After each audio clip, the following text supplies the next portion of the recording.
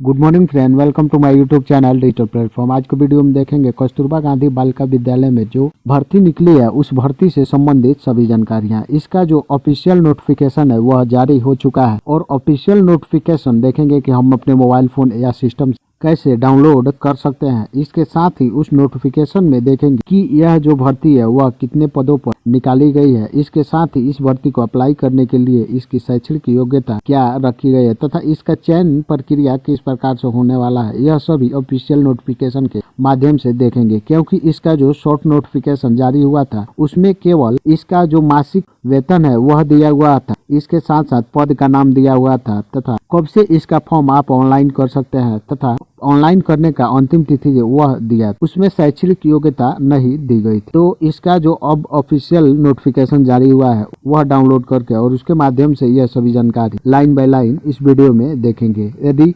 Video पसंद आए तो वीडियो को लाइक कर दीजिएगा। चैनल पर फर्स्ट बार विजिट किए हैं तो चैनल को सब्सक्राइब कर दीजिएगा, बेल आइकन को प्रेस कर लीजिएगा ताकि इस तरह की नॉलेजफुल वीडियो जब भी अपलोड तो सबसे पहले जानकारी आपको मिल सके। आप देख सकते हैं कि जो कस्तूरबा गांधी बालिका विद्यालय का जो ऑफिशियल पेज कुछ इस प्रकार से आपके मोबाइल फोन या सिस्टम में ओपन होगा। ऑफिशियल नोटिफिकेशन डाउनलोड करने का लिंक आपको डिस्क्रिप्शन बॉक्स में मिल जाएगा तथा इसका ऑफिशियल नोटिफिकेशन टेलीग्राम चैनल पर मिल जाएगा, वहां से आप अपलोड कर सकते हैं। तो सबसे पहले आप देख सकते हैं कि यहाँ जो इसका गाइडलाइंस है, दिशा निर्देश वह दिया हुआ है। तो दिशा निर्देश आप यहाँ क्लिक हेयर पर क्लिक करके और डाउनलोड कर सकते हैं। इसके साथ ही देख सकते हैं कि अप्लाई ऑनलाइन करने का यहाँ टैब दिया हुआ है। फिर एलिजिबिलिटी देखने के लिए यहाँ एक टैब दिया हुआ है। फिर जो कितनी रिक्ति है, वैकेंसीज है, उस वह देखने के लिए यहाँ टैब दिया हुआ। तो इस तरह से 4 टैब आपको देखने को मिलेंगे। तो सबसे पहले आप यहाँ क्लिक हेयर पर क्लिक करेंगे ताकि इसका जो दिशा निर्देश है और गाइडलाइंस है वह आप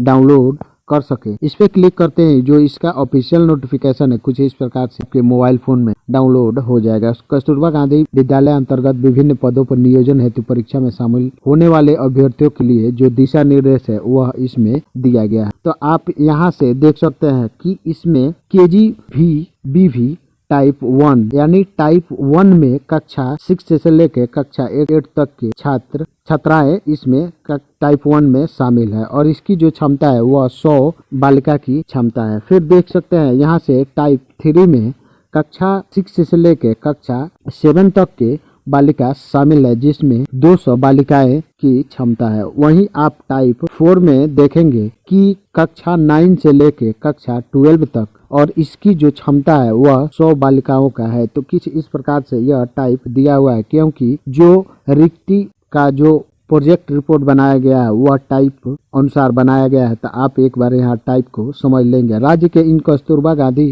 विद्यालयों में कर्मियों के रिक्त पदों पर अल्पकालिक संविदा के आधार पर नियोजन किया जाना है। यानी यह जो भर्ती निकली है वह संविदा के आधार पर निकली है, यानी संविदा पर यह वैकेंसी कंप्लीट की जा रही है। नियोजन हेतु पदों की जो विवरण है वह आप यहाँ से देख सकते हैं। तो आप देख सकते हैं कि पहला जो पद है वह वार्डन सह शिक्षिका का पद है और इसके लिए जो शैक्षणिक योग्यता है वह किसी भी विषय में आप स्नातक पास है तो इसके फॉर्म को आप अप्लाई कर सकते हैं। वहीं देखेंगे कि दूसरा जो पद है वह अंशकालिक शिक्षिका का है यानी भाषा आधार पर और आप स्नातक पास हिंदी या अंग्रेजी विषय में किए हैं तो इसके फॉर्म को आप अप्लाई कर सकते हैं। वहीं देखेंगे कि तीसरा जो पद है वह अंशकालिक शिक्षिका विज्ञान एवं गणित विषय के लिए निकाली गई है और इसका जो शैक्षणिक योग्यता है वह भी स्नातक पास है और आप रसायन शास्त्र, भौतिकी और गणित या फिर जीव विज्ञान किसी भी विषय से आप स्नातक पास किए हैं तो इस पद के लिए आप अप्लाई कर सकते हैं। फिर जो चौथा पद है वह देख सकते हैं अंशकालिक शिक्षिका सामाजिक विज्ञान के लिए यह पद निकाला गया है। तो इसमें आप देख सकते हैं कि आपकी शैक्षणिक योग्यता स्नातक पास, वह भी इतिहास, अर्थशास्त्र, भूगोल, राजनीति शास्त्र, समाजशास्त्र, गृह विज्ञान, मनोविज्ञान किसी 2 विषय में उत्तीर्ण जिनमें एक विषय अनिवार्यतः इतिहास, भूगोल या गृह विज्ञान, मनोविज्ञान या अर्थशास्त्र या फिर राजनीति शास्त्र, इन सभी विषयों से आप यदि स्नातक किए हैं तो इस पद के लिए आप अप्लाई कर सकते हैं। वहीं जो 5वां पद है वह लेखापाल सह सहायक का पद है और इसका जो शैक्षणिक योग्यता है वह, यदि आप किसी भी इंस्टीट्यूट से बीकॉम पास किए हैं तो इसके फॉर्म को आप अप्लाई कर सकते हैं। फिर यहाँ नीचे में देखेंगे कि 6वां जो पद है वह अनुसेवक का है और इसकी जो शैक्षणिक योग्यता है वह मैट्रिक पास रखी गई। मैट्रिक पास है तो आप पद के लिए अप्लाई कर सकते हैं। वहीं 7वां पद चौकीदार या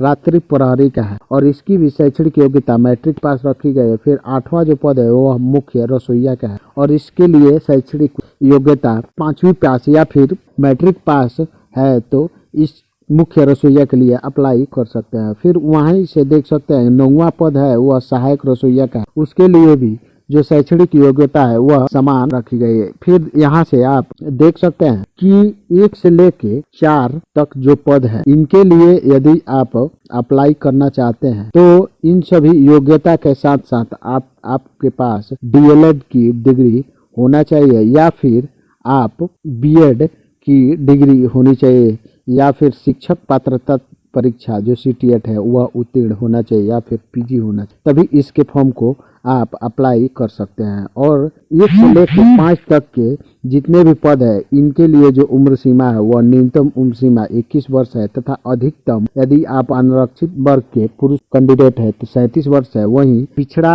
वर्ग, अत्यंत पिछड़ा वर्ग तथा अनारक्षित वर्ग के महिला के लिए 40 वर्ष। वहीं अनुसूचित जाति और अनुसूचित जनजाति वालों के लिए 42 वर्ष है तथा दिव्यांगजनों को अधिकतम आयु सीमा में 10 वर्ष की छूट दी जाएगी। इस तरह से यह सभी जानकारी दी हुई है। फिर देख सकते हैं कि यहाँ से जो सीट की निर्धारण है वह आप देख सकते हैं कि 1 से लेकर 6 तक, फिर 8, 9 इन सभी पदों के लिए केवल महिलाएं आवेदन कर सकती हैं। वहीं ओनली 7वां जो पद है चौकीदार रात्रि प्रहरी का, उसके लिए महिला और पुरुष दोनों कैंडिडेट अप्लाई कर सकते हैं। बाकी सभी पदों के लिए केवल महिलाएं ही आवेदन कर सकते हैं। इस प्रकार से यह सभी जानकारी इसमें दी हुई है। फिर यहाँ से जो ऊपर में आपको यहाँ टाइप दिया हुआ है लाइन बाय लाइन, उसी प्रकार से यहाँ जो रिक्ति की संख्या है आप देख सकते हैं कि वही टाइप अनुसार यहाँ दिया हुआ है। फिर यहाँ से आप सैलरी भी इसका अलग अलग पदों का अलग अलग सैलरी देख सकते हैं। तो यह सभी जानकारी देखने बाद आप यहाँ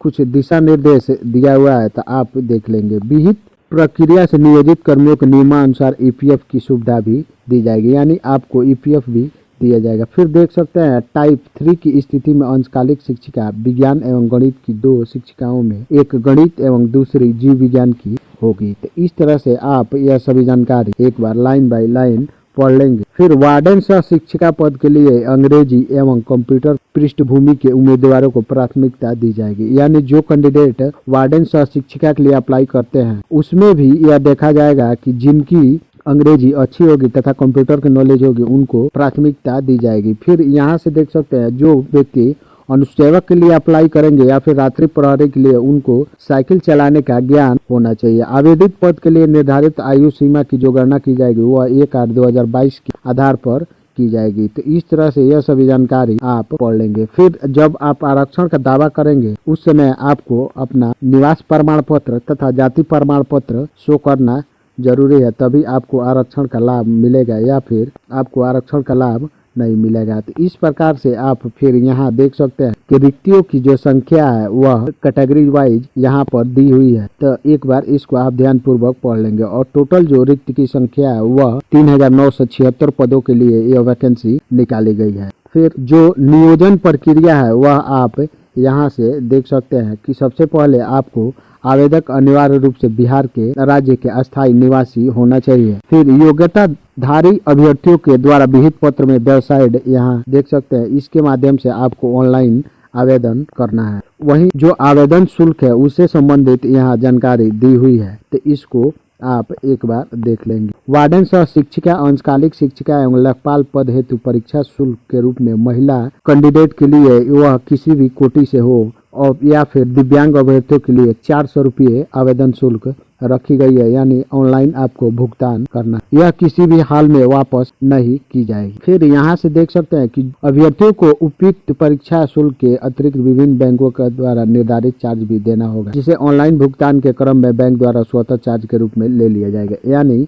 बैंक 400 रुपये आवेदन शुल्क के बाद से जो बैंक चार्ज होगा वह भी अभ्यर्थियों को ही देना होगा। तो इस तरह से यह आवेदन शुल्क संबंधित यह सभी जानकारी दी हुई है। फिर यहाँ से देख सकते हैं, यदि आप अनुसेवक, रात्रि प्रहरी, मुख्य रसोइया, सहायक रसोइया के पदों के लिए यदि आप अप्लाई करते हैं, आपसे किसी भी प्रकार के आवेदन शुल्क नहीं लिया जाएगा। इस चीज का आप विशेष ध्यान देंगे। फिर यहाँ से देख सकते हैं कि रजिस्ट्रेशन के बाद रजिस्ट्रेशन डाटा को एडिट करने का ऑप्शन रहेगा, जो पेमेंट करने के पूर्व तक उपलब्ध रहेगा। यानी आप पेमेंट करने के पहले आप अपने द्वारा भरी गई जानकारी को एडिट कर सकते हैं और पेमेंट हो जाने बाद आप अप्लाई नहीं कर सकते। फिर आपकी जो परीक्षा होगी वह उससे संबंधित यहाँ जानकारी दी हुई है। वार्डन सह शिक्षिका, अंशकालिक शिक्षिका, लेखपाल पद है 100 अंकों की लिखित परीक्षा आयोजित की जाएगी। यह अभी निर्धारण नहीं हुआ है कि यह परीक्षा ऑनलाइन ली जाएगी या फिर ऑफलाइन ली जाएगी। इस चीज का आप विशेष ध्यान देंगे। इन सभी पदों के लिए अंत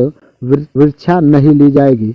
अभ्यर्थियों को न्यूनतम 40 अंक प्राप्त करना अनिवार्य है, वहीं अभ्यर्थी पास हो पाएंगे। फिर यहाँ से देख सकते हैं, अनुसेवक, रात्रि प्रहरी, मुख्य रसोइया एवं सहायक रसोइया हेतु 100 अंकों की अंत परीक्षा ली जाएगी। इन पदों हेतु लिखित परीक्षा का आयोजन नहीं किया जाएगा। अभ्यर्थियों को न्यूनतम 40 अंक प्राप्त करना आवश्यक होगा। प्रश्न पत्र में दो अंकों के 50 बहुविकल्पीय यानी ऑब्जेक्टिव क्वेश्चन होंगे। तो इस प्रकार से यह सभी जानकारी आप देख सकते हैं। फिर इसका जो सिलेबस है वह यहाँ से दिया हुआ। वार्डन सह शिक्षिका के लिए यदि आप अप्लाई करते हैं तो सामान्य ज्ञान, सामान्य अभिवृत्ति यानी जनरल नॉलेज और इसके साथ ही जनरल एप्टीट्यूड का 50 अंक का क्वेश्चन होगा। वहीं 10 नंबर का मैथ का होगा और भाषा का 10 नंबर का होगा। फिर इतिहास से 10 नंबर, भूगोल से 10 नंबर और विज्ञान से 10 नंबर। इस प्रकार से आपसे 100 नंबर का कुल क्वेश्चन पूछा जाएगा। फिर यहाँ से देख सकते हैं, अंशकालिक शिक्षिका के लिए सामान्य ज्ञान, सामान्य अभिवृत्ति का 50 अंक का क्वेश्चन होगा। वहीं गणित से 10 अंक का, समाज विज्ञान से 10 अंक का, भाषा का 30 अंक का। इस प्रकार से 100 अंक का इसकी भी सिलेबस रहने वाला है। तो इस प्रकार से लाइन बाय लाइन इन सभी पदों के लिए जो भी सिलेबस रहने वाला है, परीक्षा पैटर्न, वह आप एक बार देख लेंगे। जो भी आपकी लिखित परीक्षा होगी वह 1 घंटे की होगी। इसके साथ ही देख सकते हैं, श्रुति लेखक की सुविधा लेने वाले अभ्यर्थियों को परीक्षा में क्षतिपूर्ति के रूप में अधिकतम 20 मिनट प्रति घंटा अतिरिक्त समय दिया जाएगा। तो इस तरह से यह सभी जानकारी आप देख सकते हैं और परीक्षा हॉल में आप क्या क्या ले जा सकते हैं, यह सभी भी जानकारी यहाँ लाइन बाय लाइन दी हुई है। तो यह सभी जानकारी आप एक बार देख लेंगे। यदि किसी भी प्रकार के सुझाव या शिकायत है तो कमेंट सेक्शन में कमेंट कर सकते हैं। आई होप कि मेरे द्वारा दी गई जानकारी को समझे होंगे। मिलते हैं इसी तरह के नेक्स्ट नॉलेजफुल वीडियो में। जय